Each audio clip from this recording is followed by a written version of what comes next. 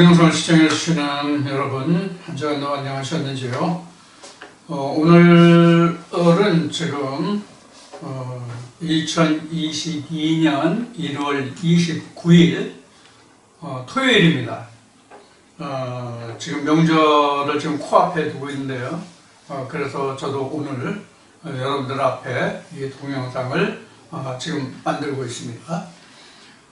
아이들이 오기 때문에 내일은 예배를 동영상을 만들 수 없어서 하루 전에는 오늘 토요일입니다. 오늘 만들고 있습니다. 여러분들 이번 설 명절에 가족, 가정, 친지들 모두 함께 모셔서 즐겁고 보람된 화목한 설날, 설 명절 되시기를 바라고요. 오늘 여러분들과 함께 말씀을 나누도록 하겠습니다. 오늘은 지난주에 이어서 요한복음, 강해 요한복음 4장 그 세 번째 시간입니다. 지난주에 남편 사마리아인 수가성녀인 남편 다섯에 관해서 말씀을 드렸습니다. 그 남편이라는 것이 우리가 육신적으로 말하는 그런 남성과 여성 간의 남편과 아내를 뜻하는 것이 아니다 하는 것을 말씀을 드렸습니다. 여러분들이 이제 저와 함께 말씀을 나누시면서 성경이 이렇게 그려져 있고 이런 내용을 기록하고 있구나 하는 것을 여러분들이 염두에 두셔야 됩니다.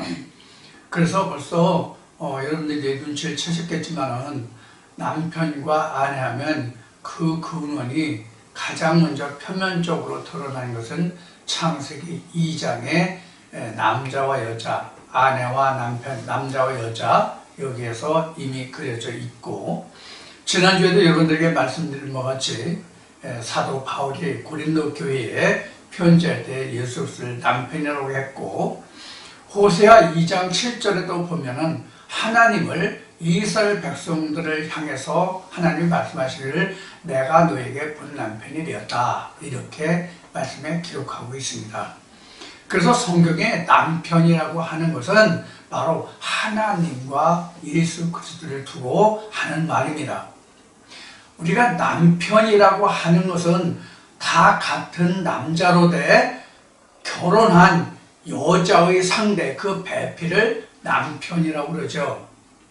그럼 우리가 단순하게 그냥 남편 이렇게만 이야기하고 있는데, 남편이라고 하는 것은 그 안에 그 배필인 여자에게, 아내에게 씨를 주는 자가 바로 남편입니다. 그런 의미에서 하나님이 우리에게 남편이 된 거예요. 무슨 씨를 줍니까? 영생의 씨를 주잖아요. 우리에게 모든 인간에게 하나님의 말씀이 생명의 말씀의 씨를 우리 인간에게 주기 때문에 모든 인간들은 하나님에 대하여 여자가 되고, 하나님은 우리에게 그 생명의 씨를 주는 자고, 그 씨를 우리가 받아서 양육하는 자가 되기 때문에 우리가 아내요 어머니가 되는 거예요. 이런 의미를 여러분들 잘 이해하시고 성경의 그 기록된 배경과 성경이 어떻게 지금 이 말씀을 우리에게 주고 있는가 하는 것을 여러분들이 잘 이해하시면 됩니다. 그래서 지금 저나 여러분들은 이 말씀의 씨를 받고 그 씨로 아들을 양육하는 자가 된 것이죠. 그런데 하나님은 뭐가 없어요? 하나님 영이시라서 뭐가 없다고요? 뼈와 살이 없다고 예수가 말했죠. 이제 요한복음 뒤에서 나옵니다. 이제 뒤에서 그냥 거예요. 자, 이제 하나님과 같이 영이시면 뼈와 살이 없는데, 요한복음 마지막 장에 가면은 50장인가 60장인가 70장인가 요한복음 몇 장까지 있는지 모르겠네. 여러분들은 잘 아실 거예요. 저는 잘 몰라요. 여하튼 요한복음 끝장에 가면 예수가 이런 얘기를 하죠. 하나님의 영이시라서 뼈와 살이 없는데 나는 있다 그랬어요. 나는 있다. 이 말씀 이제 뒤에 가서 하기로 하고요. 그래서 예수가 우리에게 남편이 되는 거예요. 그래서 하나님은 남편이라고 했지만 하나님은 사실 뼈와 살이 없기 때문에 우리에게 남편이 될 수가 없다고 해야 되나? 뭐 그런 면이 없잖아. 있어요. 그래서 하나님을 대신해서 예수 그리스도가 우리에게 온 거죠. 자, 그러면 우리가 빌립보서에서 사도 바울이 증거했던 것 같이 예수는 하나님의 본체다 그랬어요. 여기서 조금 이제 남편 얘기가 나왔으니까 왜 예수 그리스도가 하나님의 본체인지를 여러분들에게 좀 설명을 드리고 넘어갈게요. 여러분들 예수 그리스도 하면 2000년 전 유대 땅에 왔던 예수 그리스도를 생각하시면 안 된다라는 이야기를 여러 번 그동안 말씀을 드렸어요. 그 이유는 뭐냐면 2000년 전 유대 땅에 왔던 예수 그리스도는 오늘날 우리에게 남편이 될 수가 없어요. 남편이 절대로 될 수가 없어요. 그럼 어떤 예수가 오늘날 우리에게 남편이 될 수 있느냐? 사도 바울이 고린도후서 11장 2절에 기록한 말씀과 같이 어떤 예수가 우리에게 남편이 될 수 있느냐 하면은 출애굽기 2장 3장에서 기록한 즉 모세에게 만나서 말씀하신 그 하나님, 나는 스스로 있는 자라고 말씀하신 그 하나님과 그 하나님 속에 들어있는 예수가 오늘날 우리에게 남편이 된다는 뜻이에요. 2000년 전 유다 땅에 왔던 그 예수가 우리의 남편이 아니란 말이에요. 그는 우리에게 다시 역사할 수 있는 예수가 아니에요. 이것을 우리가 꼭 명심해야 돼요. 그래서 2000년 전 유대 땅에 왔던 예수를 우리가 믿고 섬기는 자가 된다면 이는 하나님과 예수를 우상으로 만드는 것이다. 이렇게 말을 했어요. 왜 그런 우상이 되느냐? 우리에게 생명을 주는 그 역할, 그 일을 할 수 없기 때문에, 즉 내게 씨를 주는 잠자리를 함께 사랑을 나눌 수 있는 그런 하나님과 예수가 아니기 때문에 우상이 됐다. 이렇게 말씀을 드렸습니다. 우상이라고 하는 것은 거짓 것, 참된 것이 아닌 것이 모두가 다 우상이에요. 그러니까 생명의 씨를 갖지 아니한 그 모든 말씀들이 곧 우상이에요. 그러니까 하나님과 즉 I am that I am과 I am that I am 속에 들어있는 생명을 함께 증거하지 아니하면 그 모든 것은 다 우상 거짓 것이라는 얘기예요. 왜? 참 생명을 주지 못하는 것이기 때문에. 자, 이런 것들 여러분들이 잘 명심하시고 이 말씀을 들어주시길 바랍니다. 자, 그래서 이제 다시 요한복음 4장 본문으로 돌아가겠습니다. 지난주에 여러분들과 함께 요한복음 4장 20절까지 아마 했을 거예요. 우리 조상들은 이 산에서 예배했는데 당신들의 말은 예배할 곳이 예루살렘에 있다 하더이다. 여기까지 말씀을 드렸을 거예요. 그래서 이제 그 앞에 이제 남편과 함께 이제 말씀을 드렸는데, 우리가 이 예루살렘이라 하면 여러분들이 이제 그 예루살렘이라는 단어의 뜻을 알고 계시겠지만 이게 이제 그 평화의 터전이라는 말이 바로 예루살렘이거든요. 그럼 뭐가 화평이고 평화냐? 하나님과 인간이 하나가 되는 그 장소가 바로 예루살렘이에요. 하나님과 예수 그리스도와 내가 함께 할 때, 좀 더 정확하게 얘기하면 하나님과 예수 그리스도와 내가 함께 하나가 되는 그 장소가 바로 예루살렘이에요. 거기만 신령과 진정으로 예배 드릴 수 있는 장소가 되는 거예요. 이것을 꼭 여러분들이 명심하시고 말씀을 들어주시기 바라요. 그래서 이제 이 관계를 조금 여러분들에게 독도로 좀 설명을 드리겠습니다. 자, 우리가 이 그림 우리 엄청 많이 봤죠, 그동안요? 예, 여러분들 아마 이 그림이 이제 딱 그리면 애국 광야 가나안이구나 이렇게 생각하실 거예요. 이게 셋되고 이게 성경 전체이기도 해요. 하나님은 이것을 이스라엘 백성들의 출애굽 여정으로 우리에게 보여주셨지만 사실은 이게 우리가 지금 하나님 나라 가나안을 향해서, 즉 에덴을 향해서, 즉 천국을 향해서 가야 할 모습, 그 길을 나타낸 거거든요. 성경 66권이 다 이 그림 안에 들어있어요. 성경 66권이 이 안에 들어있어요. 그러면 지금 거기 18, 19절에 보면 그 남편이 있고 예배할 곳이 있고 그렇게 이제 설명을 하고 있는데 이 이제 도표를 통해서 그 다음에 나오는 예수가 말하는 신령과 진정의 예배가 무엇인지를 여러분들께 설명을 드릴게요.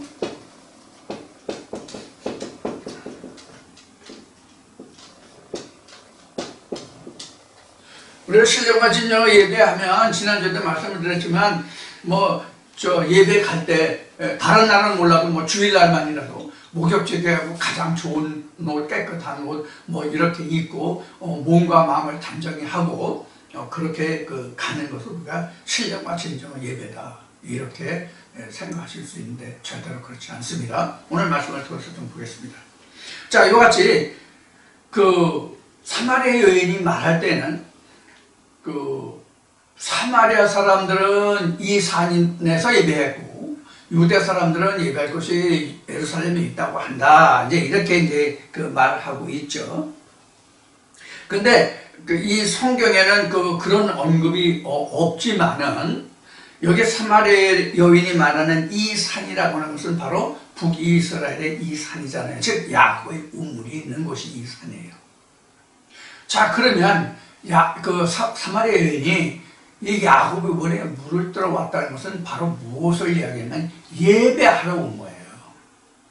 물을 길러 왔다는 얘기는 실제 여기 단어는 사람이 먹고 마시는 물을 말하고 있지만 실제 물은 에레미야 2장 17장에서 말하고 있는 바와 같이 또 다른 말씀에서도 기록하는 것이 하나님의 물의 근원이거든요. 즉 하나님의 말씀을 찾으러 야곱의 우물에 우리 조상이 준 야곱의 우물에 우리로 현재 상황에 맞게 이야기하면 아주 조상 대대로부터 이렇게 내려오는 아주 유서 깊은 그런 교회가 야곱의 우물이다 이렇게 생각하시면 돼요. 그래서 이제 뒤에 나오겠지만 사마리아 여인이 예수 보고 그러잖아요. 당신이 야곱보다 크냐 이렇게 이제 물어보는 장면이 나오는데 바로 그런 원인이에요. 그래서 지금 사마리아 여인이 예배하러 왔다가 그 우물가에 있는 예수를 만난 거예요. 그러니까 예배하러 왔으면 말씀을 들었을 거 아니에요. 말씀을 들을 거 아니에요. 그 물동이를 가지고 왔다는 것이 바로 이런 얘기예요. 아니 물동이만 가져와가지고 사마리아 여인이 말한 것 같이 뒤에 나오는데 사마리아 여인이 말한 것 같이 이 우물이 깊은데 당신 두레박도 없고 그런데 당신이 어떻게 물을 길어주겠냐 이런 얘기를 하거든요. 자, 여기까지 얘기하고 자 21절 말씀부터 보겠습니다. 예수께서 가라사대 여자여 내 말을 믿으라. 이 산에서도 말고 예루살렘에서도 말고 너희가 아버지께 예배할 때가 이르리라. 너희는 알지 못하는 것을 예배하고 우리는 아는 것을 예배하노니 이는 구원이 유대인에게서 남이니라. 여기서 신령과 진정에서 아는 것과 모르는 것이에요. 지금 유대인은 지금 아는 것으로 지금 사마리아에는 지금 알지 못하는 것으로 예배한다. 이렇게 지금 설명하고 있는 거죠. 요거 우선 기억해 두세요. 자, 그래서 구원이 유대인에게서 난다. 구원이 여기 유대인에게 있다. 구원이 유대인에게서 난다. 이렇게 말했어요. 그러면 지금 이 사마리아 여기는 구원이 없다는 뜻이죠? 구원이 없다는 뜻이죠? 또 1원만 채우면 10원은 되는데 여기 100원짜리도 과자 하나도 못 산다는데 여하튼 자 구원이 유대인에게서 남이라. 아버지께 참으로 예배하는 자들은 신령과 진정으로 예배할 때가 오나니 곧 이때라. 아버지께서는 이렇게 자기에게 예배하는 자들을 찾으시느니라. 자, 여기서 이렇게 예배하는 자를 이렇게라고. 이렇게가 뭐예요? 이렇게가 뭐예요? 신령과 진정으로 예배하는 거예요. 그러면 지금 여러분들 지금 저와 함께 이 지금 성경 본문을 읽을 때 들으셨죠? 그러면 예수가 이렇게 하는 자들이라고 했고 신령과 진정으로 예배하는 것이라고 얘기했어요. 그럼 이렇게 하고 신령과 진정으로 예배하는 것이 무엇이 신령과 진정으로 예배하는 것이라고 지금 예수가 설명하고 있습니까? 무엇이 신령과 진정이고 이렇게 예배하는 자를 하나님 찾으신다고 하는 거예요. 여기서 이렇게와 신령과 진정의 근원이 예수가 무엇이라고 이 지금 여러분들 함께 읽어본 성경 속에 문자 속에 뭐라고 설명했느냐 하는 얘기예요. 즉 무엇이 신령과 진정을 예배하는 거예요? 아는 거예요. 아는 거. 이 아는 것이 신령과 진정의 예배예요. 너희는 알지 못하는 것을 예배하고 우리는 아는 것을 예배한다 이러잖아요. 하나님은 알고 예배하는 자를 기뻐 받으시고 이것이 신령과 진정의 예배다 하는 얘기예요. 그럼 무엇을 아는 거예요? 무엇을 아는 거예요? 무엇을 아는 것이냐는 것은 이제 요한복음 뒤에서 이제 다시 또 공부하겠지만 무엇을 아냐면 유일하신 참 하나님과 그의 보내신 자를 아는 것이 아는 거예요. 뒤에 나와요. 이제 요한복음 뒤에 나와요. 이제 14장이니까 뒤에 나와요. 예수가 그러죠. 유일하신 참 하나님과 그의 보내신 자를 아는 것이 영생이다, 생명이다 이렇게 나오죠. 그래서 그걸 거기에서 구원이 나잖아요. 그래서 지금 요한복음 4장에서 예수가 신령과 진정이라고 신령과 진정으로 예배한다는 것은 아는 것으로 예배하는 것이다. 그러면 이 산도 필요 없고 예루살렘도 필요 없다는 얘기예요. 어느 때 어느 장소에서 뭐 영어로 표현은 anytime, any place 어떤 때 어느 곳에서도 뭐가 된다? 예배가 된다는 얘기예요. 어떤 예배? 하나님이 받으시는 예배. 자, 그러면 여기서 지금 예수가 사마리아 여인에게 신령과 진정의 예배를 말하고 있는데 그럼 성경에는 신령과 진정의 예배가 언제 어떻게 어떤 말씀으로 기록하고 있는지를 지금 방금 전에 말씀드렸던 이 도표를 통해서 여러분들에게 말씀을 드리도록 하겠습니다. 자, 지금 이 도표를 보면 여기가 애굽이잖아요. 여기 광야예요. 여기 가나안이에요. 가나안을 하나님 여러분들 꼭 마음속에 이 점선을 하나 꼭 두세요. 여기 지금 세 구간만 그린 것은 이 점선 여기가 여리고잖아요. 이 여리고가 없어져야 하기 때문에 여리고를 여기서 그리지 않고 그냥 새 토막으로 나타낸 거예요. 근데 여기서 실상은 여리고가 존재한단 말이죠. 그래서 여러분들 이 도표 세 개를 구원 그림을 그릴 때 이 마지막 이 가나안 지경에서는 항상 마음속에 이 여리고 평야를 생각하시단 말이에요. 여러분들이 종국에서 그 요한계시록에서 했지만 둘째 사망이라는 것이 나오잖아요. 둘째 사망이라는 것이 나오는데 둘째 사망은 항상 요 가나안 본토와 여리고 성과의 싸움이 둘째 사망이라는 것을 여러분들이 꼭 명심해야 하기 때문에 이것을 꼭 여러분들이 염두에 두라 이렇게 말씀드리는 거예요. 이건 이제 언제 또 다시 말씀드리는 기회가 있을 거예요. 자, 그러면 이렇게 이제 크게 나누면 이 세 구간인데 여기는 제사예요. 여기도 제사예요. 여기 여리고는 제사 플러스 예배예요. 이 가나안 본토는 예배만 있어요. 제사 없어요, 본토에서. 예배만 있어요. 자, 그러면 이 제사는 우리에게 뭐가 필요해요? 성경에 기록한 것이 특히 이제 이게 말라기에 잘 기록되어 있어요. 뭐가 필요하냐면 희생이 필요해요. 희생. 그래서 이것도 생충을 잡아가지고 번제물로 드렸잖아요. 그래서 항상 이 희생이 필요해요. 제사에. 그래서 항상 제사는 이 희생이 필요했기 때문에 이때는 짐승도 필요하고 곡물도 필요하고 그 다음에 하나님 말씀도 필요하고 이렇게 돼 있죠. 여러분들 참고로 레위기 2장 13절을 보세요.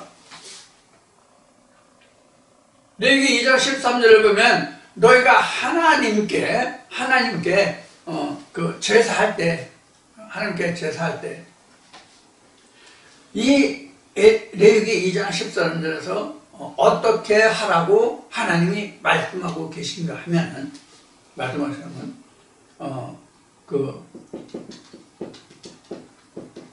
소제물과 언약의 소금이 나와요. 소제물과 언약의 소금이 나와요. 이 소제물이 무슨 뜻이냐면 땅의 소산이에요. 이 소제물이라는 것이 땅의 소산이라고, 땅에서 나는 거. 땅에서 나는 거. 그 다음에 여기 지금 소금이라고 나오는데 이거는 하늘의 소산이에요. 그런데 복음서에 보면은 소금이 맛을 잃으면 무엇으로 다시 짜게 하리요? 소금이 그 맛을 잃으면 길거리에 버려서 다만 사람의 발에 비울 뿐이라, 이런 말씀이 나오죠. 그런데 그 구약에 에레미야서에 나와 있을 거예요. 지금 여기 레위기 2장 13절에도 나오지만 언약의 소금이란 말이에요. 언약의 소금. 언약이 뭐예요? 언약이 어디서 나왔죠? 우리가 가장 쉽게 근본적으로 이해할 수 있는 것은 갈라디아서 4장에서 사도 바울이 아브라함의 두 처 사라와 하갈을 들어서 이것은 두 언약이다라고 이야기하고 있지만, 이것이 어디냐면 창세기 2장에 이시와 이샤에서 나오는 거예요. 그게 언약이란 말이에요. 그래서 이샤가 여자, 아담의 아내 이샤라고 나오는데 그 아내가 바로 언약이란 말이에요. 언약. 약속이란 말이에요. 약속. 자, 그래서 언약이라는 말이 바로 이샤요 마리아예요. 그래서 예수가 마리아에게서 났다, 이렇게 성경은 증거하고 있는 거예요. 그러니까 언약에서 나왔다는 거예요. 예수는 사람의 육신의 몸을 통해서 나올 수 있는 것이 아니라 하나님의 언약으로만 나올 수 있다. 그래서 동정녀 마리아인데 그게 2000년 전 예수를 낳은 이 육신의 여자 육신의 마리아를 이야기하는 것이 아니라 언약을 뜻하는 것이라고. 즉 그것은 이시야를 얘기하는 거예요. 창세기 25장에서 리브가가 두 아들을 잉태할 때 두 국민이 싸운다 그랬죠. 에사와 야곱을 통해서.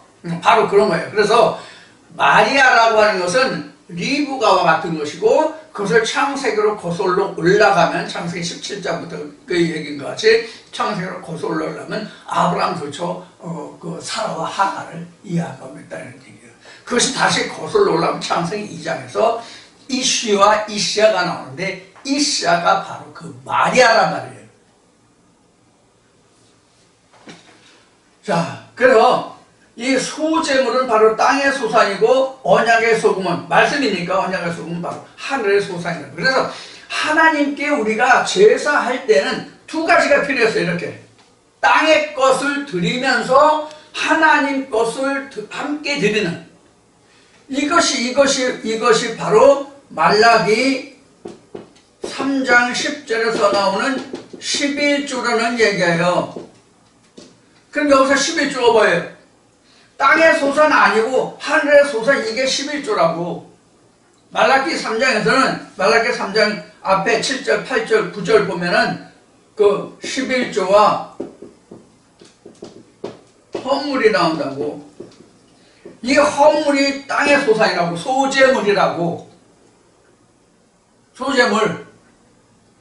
그 다음에 11조는 바로 언약의 소금이었다고. 다만 이것이 구약시대 때는 어떻게 분류가 됐냐면 11조 땅의 소산의 11조는 이스라엘 백성들이 냈잖아요. 이스라엘 백성들이.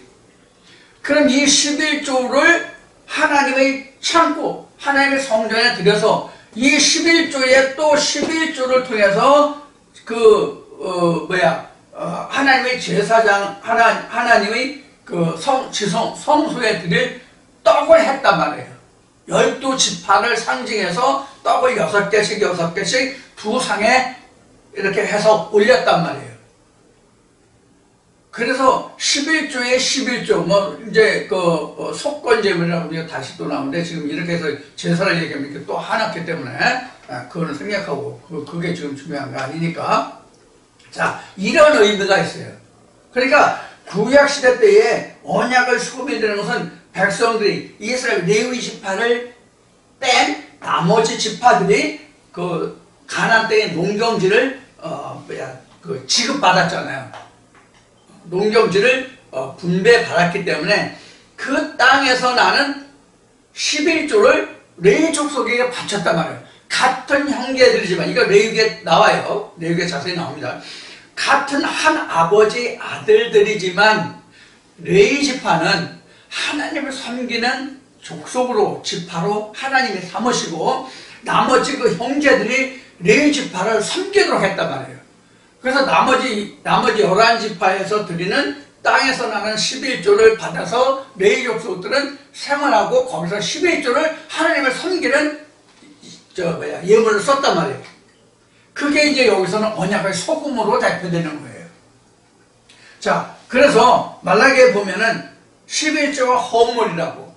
헌물은 소제물이고 11조는 언약의 소금이란 말이에요.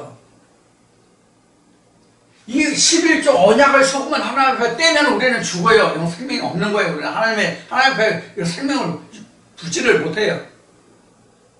그래서 11조를 반드시 드려야 됩니다. 근데 11조를 반드시 드려야 된다고 11조 정리편에서 이렇게 얘기를 했더니, 아니, 오늘날 무슨 11조를 드리냐. 아직도, 우리가 교회 가면 이런 재물을, 헌물을 드려야 되냐. 이렇게 댓글을 다는 사람이 있어요. 지금도. 그렇게 자세하게 설명을 했는데도. 우리가 물질을 드리라는 게 아니라 물질은 11조가 안 돼요. 하나님 앞에. 여러분들 말라기 말씀 다시 보시기 바랍니다. 3장 7절부터 10절까지 다시 보시기 바랍니다. 거기 보면 11조 헌물이 나왔는데 10절에 가면 헌물은 빠지고 11조만 나와요. 11조를 나한테 드려라. 그럼 내가 내 창고에 넘치도록 복을 붓지 않나 보라. 이렇게 했어요. 지금 복 나왔으니까 이 복이 그럼 뭐냐? 물질의 복이라고 지금 이야기하고 있는데, 지금까지도 오늘날 교회가 물질의 복이라고 이야기하고 있는데, 물질의 복이 아니라 10편 133편의 말씀에 보면 하나님의 복을 명하셨나니 이는 곧 영생의 복이라, 이렇게 나왔단 말이에요. 예수도 영생을 얘기하잖아요. 조금 전에 말씀드린 같이 유일하신 참 하나님과 그 보내신 자를 아는 것이 영생이라 이렇게 했잖아요. 이 영생이 복이란 말이에요. 자, 이와 같이 된 거예요. 그래서 우리가 애굽과 광야에 있을 때는 우리가 뭐가 필요해요? 이런 땅에서 나는 것과 하나님의 말씀이 필요해요. 그런데 하나님의 말씀이 온전하지는 않잖아. 하나님의 말씀이 애굽에 있을 때 하나님 말씀과 광야에 있을 때 하나님 말씀과 가나안 땅에 들어왔을 때 하나님 말씀이 같으냐고. 틀리죠? 틀리죠? 여기서 틀리다는 게 뭐냐면, 이게 성경 자체가 내가 하나님을 하나도 모를 때, 애굽에 있을 때 그때 성경하고, 내가 광야에 나왔을 때 성경하고, 가나안에 있을 때 성경하고 틀리다는 뜻이 아니에요. 이게 성경은 똑같아요. 성경은 똑같은데 뭐가 틀리냐? 내가 이해하는 이해도가, 하나님과 예수 그리스도를 아는 이해도가 달라진다고. 성경은 똑같은 성경인데, 즉 글자는 똑같은데 그 글자가 내가 생명을 주는 책으로 변화가 된다고. 생명책으로. 그래서 그냥 일반 책이, 일반 그냥 성경이 아무 의미도 없이 보았던 성경이 이제는 내게 생명을 주는 책으로, 생명책으로 변화된다고. 자, 그렇게 되면 어떻게 되냐면, 이거 지읍시다. 그럼 어떻게 되냐면, 여기 오면 예배가 된단 말이에요. 여기서 여기까지는 알지 못하는 것이에요. 뭐를 알지 못해? 하나님을 알지 못하는 것이에요. 그런데 우리가 여기에 오면 하나님을 아는 지식에 이른다고. 하나님을 아는 지식. 그럼 하나님을 아는 지식이면 이건 유대인이에요. 이게 유대인이라고 말하는 유대인이라고. 그냥 유대에 살기 때문에, 유대 사람이기 때문에 유대인이라는 뜻이 아니에요. 유대인을 영어로는 지우스라고 얘기하는데, 그런 그 유대인을 말하는 것이 아니라 하나님의 뜻을 안 자라는 뜻이 유대인이에요. 그래서 구원이 유대인에게서 난다, 이렇게 얘기하는 거예요. 그래서 유대인만 신뢰가 진정으로 예배합니다. 이방인은, 사마리아는 이방이잖아요. 이방인은 그렇게 되지 못한다, 그런 뜻이거든요. 자, 그러면 지금 이스라엘과 남유다를 보면 사실 형제잖아요. 한 형제잖아요. 똑같은 야곱의 자손, 12자손들, 그 씨들이란 말이에요.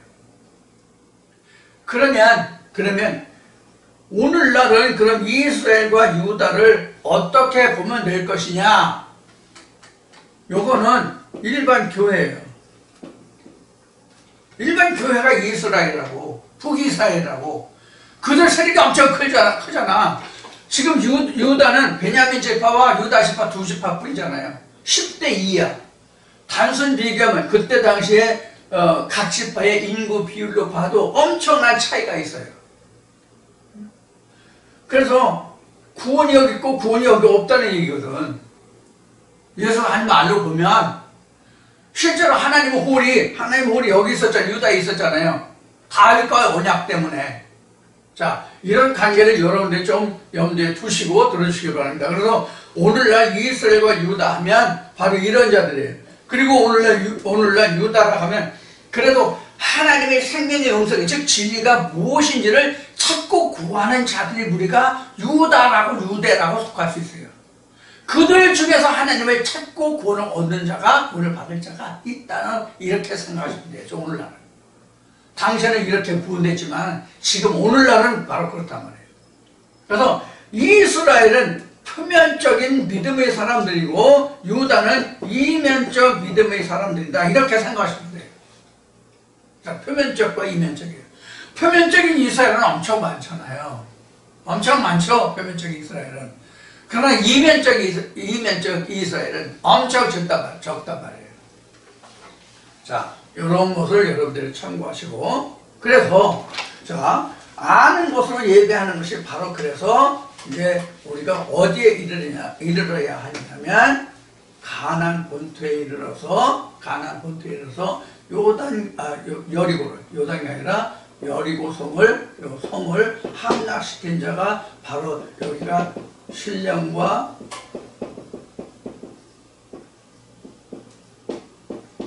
진정한 예배를 드릴 수 있는 자들이에요.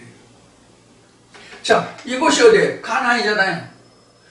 그럼 우리가 신령과 진정으로 예배 드린다는 얘기는 그럼 어떤 뜻이냐 하면, 앞에 말씀드렸듯이 레위기 2장 13절은 소제물과 언약의 소금이었잖아요. 이렇게 드렸잖아요. 이게 레위기 2장 13절이에요. 소제물과 언약을 소금으로 드렸는데, 신령과 진정으로 예배를 가면 이 소제물이 없어져요. 땅에서 나는 이 소제물이 없어진다고. 땅에서 나는 이 소제물이 없어지고, 이 소제물로 대체되는 게 뭐냐면 여러분들에게 그동안 그토록 얘기했던 소마가 바로 소제물의 대신돼요. 소제물의 대신이 바로 소마가 된다. 땅에서 나는 것으로 됐다가 소마가 땅에서 나는 소제물이 대치가 되고 소마에 소금이 들어간다.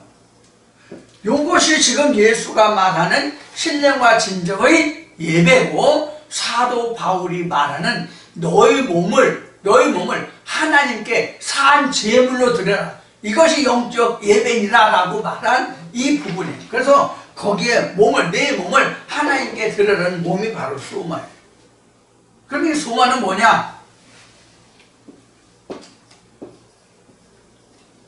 소마는 그릇이다. 소만한 그릇이다. 로마서 9장 24절인가요? 소만한 그릇이다. 그럼 무슨 것이냐?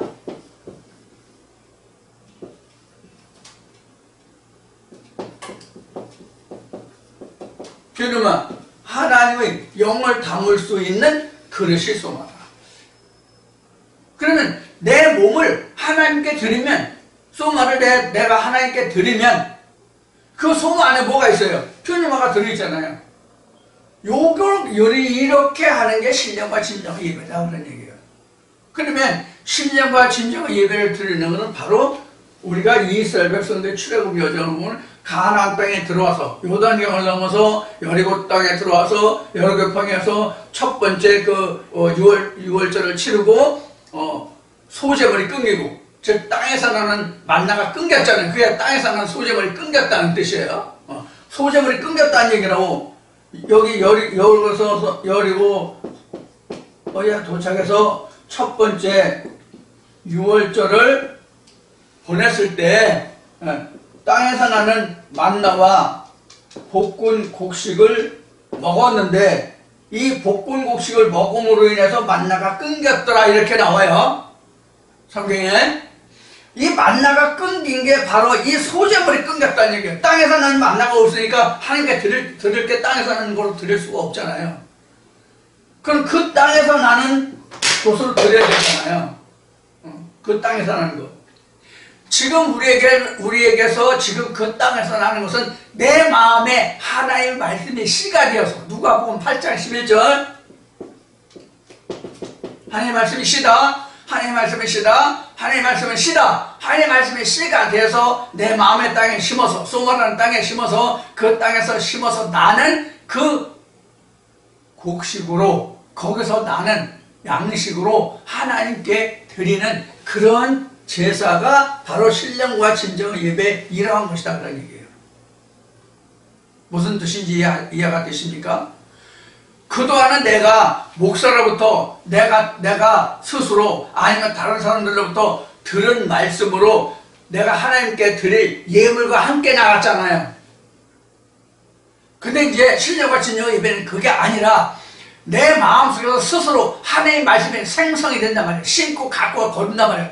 첫 해에는 그 땅에서 난 것을, 그 둘째 그 다음에도 거기에서 난 것을 먹고, 셋째 해는 자기가 심은 것으로 거두어서 먹는다는 말씀과 같은 거예요. 이게 이제 그 역대기와 그 다음에 그 이사야서에 히스기야 왕이 병났을 때, 그때 이제 기록되는 말씀으로 두 번 나오는데, 이런 말씀들이 바로 이런 뜻이에요.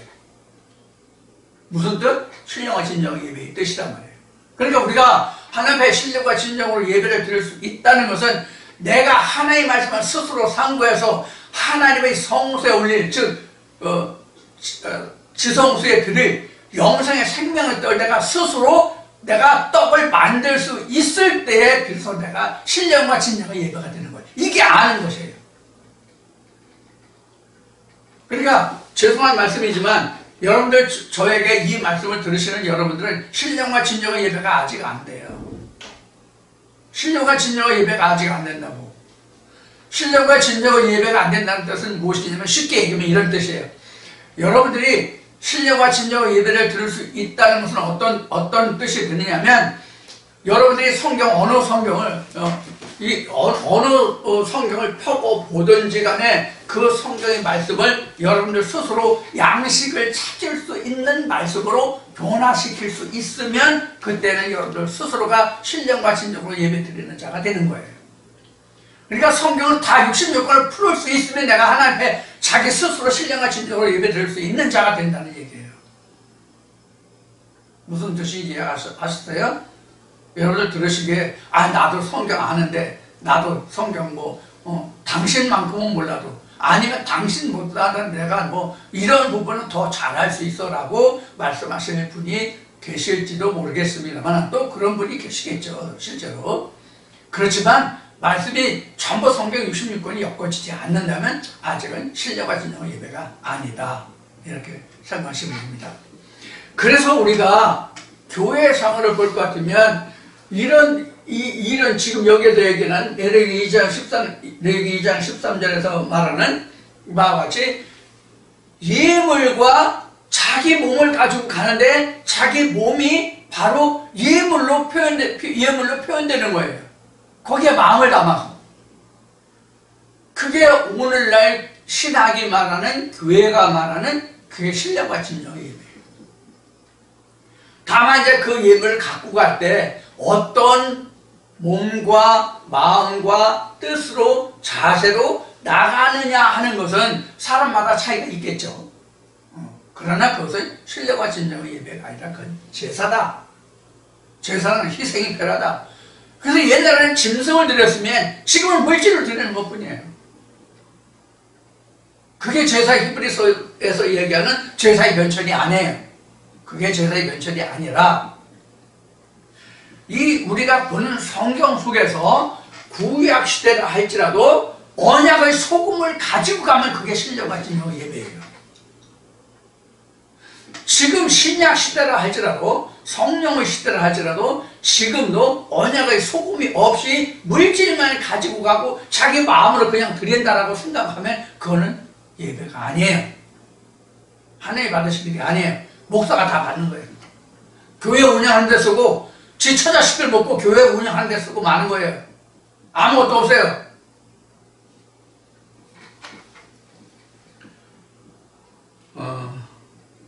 한 거의 60년 만에 제가 그 친구들을 만나보니까 뭐 장로도 뭐 몇 있고 교회 다니는 친구들이 너무 많더라고요. 어렸을 때는 몰랐는데. 근데 그 중에는 교회까지 자기 재산을 다 통통 털어가지고 교회를 지어가지고 목사를 초빙해서 그렇게 교회를 세운 장로들도 둘이나 있더라고요. 그럼 뭐예요? 안타까운 일이죠. 자, 그래서 신령과 진정의 예배라고 하는 것은 어느 지경을 말하냐면 가나안 땅을 말하는 거예요. 요단을 넘고 요단을 건너서 여리고 평야에서 여리고 성의 함락을 시킨 그 자들에 한해서만 오늘날 우리가 예수가 말하는 신령과 진정의 예배가 나오는 거예요. 하나님과 예수 그리스도와 그의 보내신 자를 아는 거예요.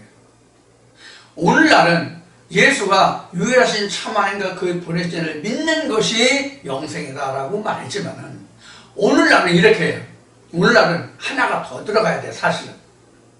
왜냐하면 말씀을 전해주는 자 엘리야가 있어야 되니까. 엘리야가 없으면 유일하신 참 하나님과 그의 보내신 자를 알 방법이 없거든. 뭐가 없으면? 엘리야가 없으면. 광야에 외치는 자의 소리가 없으면, 광야에 외치는 자의 소리가 없으면 우리가 유일하신 참 하나님과 그의 보내신 자를 알 수가 없다고. 그의 보내신 자가, 즉 하나님의 보내신 자가, 엘리야가 하나님의 보내신 자가 되기도 하지만 실제로 하나님의 보내신 자는 누구를 보내냐면 그의 아들 예수 그리스도를 보낸단 말이에요.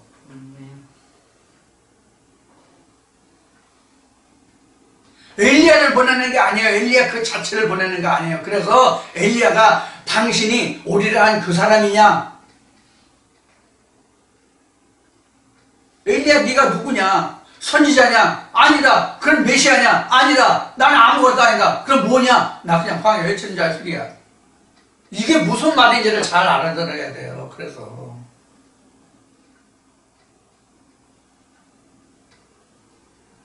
하나님이나 그리스도는 인간이 될 수 없는 거예요. 인간으로는 하나님과 예수가 될 수가 없다고 딱 잘라서 성경적으로 말하거니와 인간은, 사람은 그 누구도 하나님과 예수가 될 수 없어요. 그럼 뭐가 하나님과 예수가 되느냐? 소마가 하나님 말씀을 담아서 소마가 그리스도의 형상으로 지어지는 거지, 어떤 인간도 그리스도의 형상으로, 하나님 형상으로 지어질 수 없다 이거예요. 다만 엘리야가 될 뿐이에요. 그 껍데기는.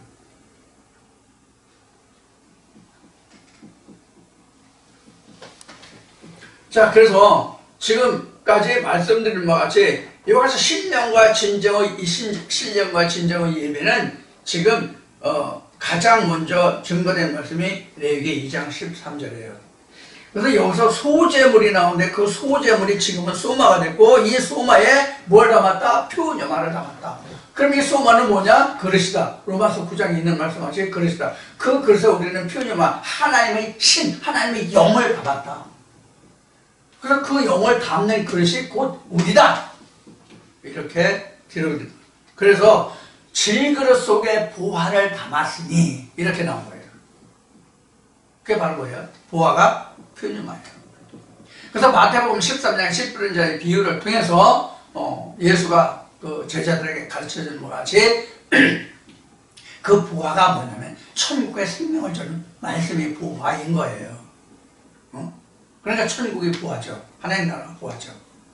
자, 지금까지 여러분들에게 말씀을 드린 것은 신령과 진정의 예배가 무엇이냐 하는 것을 말씀을 드렸습니다. 그러니까 신령과 진정의 예배는 내가 소마에 각자 나예요. 각자가 소마에 하나님의 말씀, 영의 말씀, 표뉴마를 실어서 그 표뉴마를 하나님께 드리는 거예요.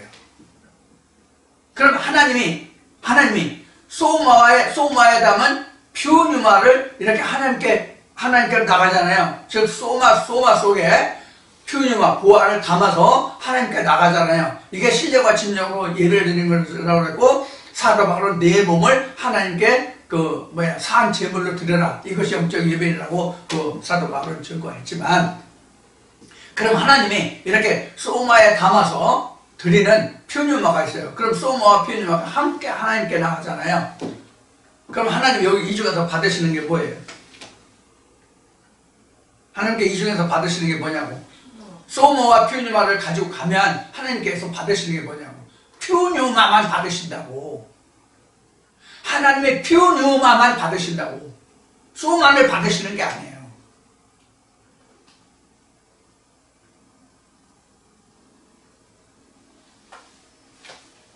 이게 11조라고. 표뉴마만 받으신다는 뜻이 11조라고. 11조로 들으라.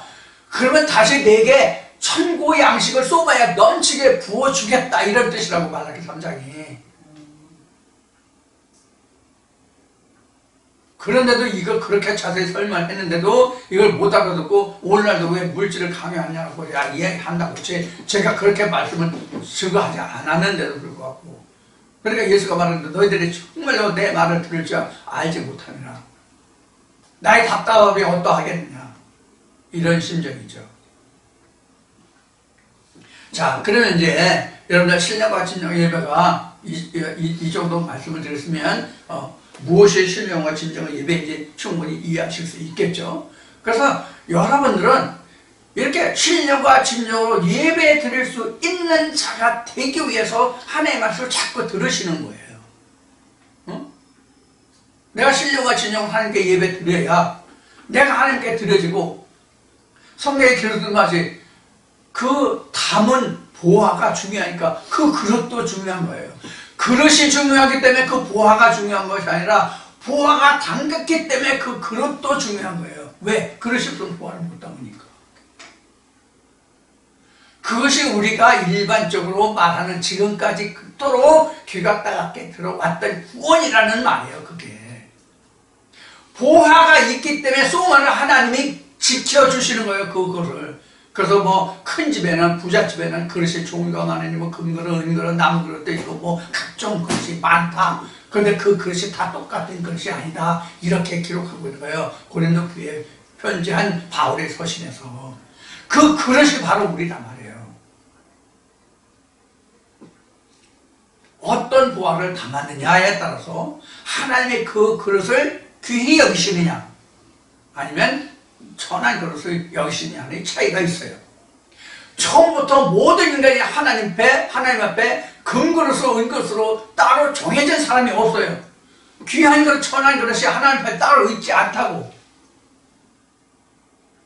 세상에는 똑같은 사기 그릇으로 만들었어도, 똑같은 사기 그릇이라 할지라도 똥을 담으면 똥통이에요.